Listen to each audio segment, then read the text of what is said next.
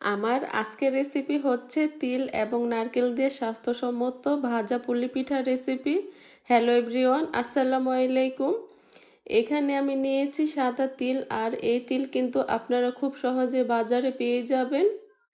পিঠাটা তৈরি করার আগে কিন্তু আমাদের পুরটাকে তৈরি করে নিতে হবে। প্রথমে আমি দিয়ে দিচ্ছি এখানে 1 কাপ পরিমাণ চিনি, 1 কাপ পরিমাণ কোরানো ফ্রেশ নারিকেল এবং দিয়ে দিচ্ছি অল্প পরিমাণে একটু পানি। সুন্দর একটি ফ্লেভারের জন্য দিয়ে দিচ্ছি 2টো এলাচ, আর এলাচের মাথাটা কিন্তু আমি ফাটিয়ে দিয়েছি, এবং দিয়ে দিচ্ছি 1 কাপ পরিমাণ ভাজা তিল, আর এই তিলটা কিন্তু আমি অফ স্ক্রিনে ভেজে নিয়েছি। এবার কিন্তু পুরটাকে ভালোভাবে তৈরি করে নিতে হবে। সবগুলো উপকরণ দিয়ে কিন্তু ভালোভাবে পানিটাকে শুকিয়ে নিতে হবে।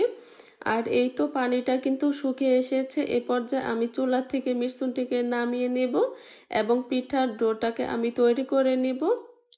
এই তো চুলায় কিন্তু আমি আরেকটি হাঁড়ি বসিয়ে দিয়েছি এবং দিয়ে দিচ্ছি 2 কাপ পরিমাণ পানি এবং দিয়ে দিব অল্প পরিমাণে একটু লবণ।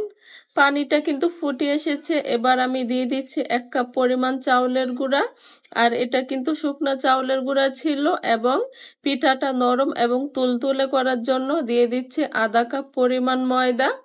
এবার এটাকে ভালোভাবে মিক্স করে দেব এবং মিক্স করে চুলাটাকে অফ করে ঢাকনা দিয়ে আমি অপেক্ষা করব 1 থেকে 2 মিনিট।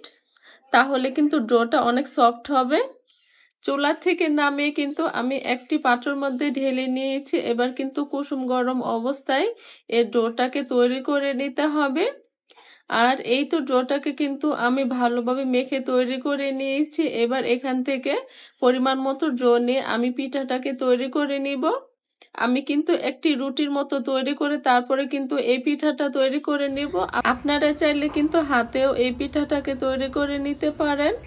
আর অবশ্যই কিন্তু রুটির মতো তৈরি করলে রুটিটা কিন্তু একটু মোটা করে তৈরি করে নিতে হবে। আমি কিন্তু একটি রুটি তৈরি করে নিয়েছি। এবার দিয়ে দিচ্ছি পরিমাণ মতো পুর। আর আজকের পিঠার ডিজাইনটা কিন্তু আমি একটি কাঁটা চামচ দিয়ে তৈরি করে নিব। আর আপনারা যারা হাত দিয়ে ডিজাইন তৈরি করে নিতে পারেন তারা কিন্তু হাত দিয়েও ডিজাইনটাকে তৈরি করে নিতে পারেন। আর আমি কিভাবে কাঁটা চামচ দিয়ে ডিজাইনটা তৈরি করে নিয়েছি আশা করছি আপনারা কিন্তু দেখেই বুঝতে পারছেন। আর সেম ভাবে কিন্তু আমি সবগুলো পিঠা তৈরি করে নিয়েছি। আপনারা যখন বাসা পিঠাগুলো তৈরি করবেন চেষ্টা করবেন পিঠাগুলো তৈরি করে সাথে সাথে ভেজে নেওয়ার জন্য।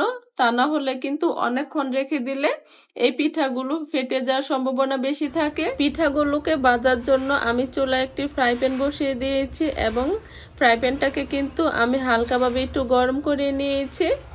এবার পিঠাগুলোকে উল্টে পাল্টে আমি পিঠাগুলোকে ভেজে নেব।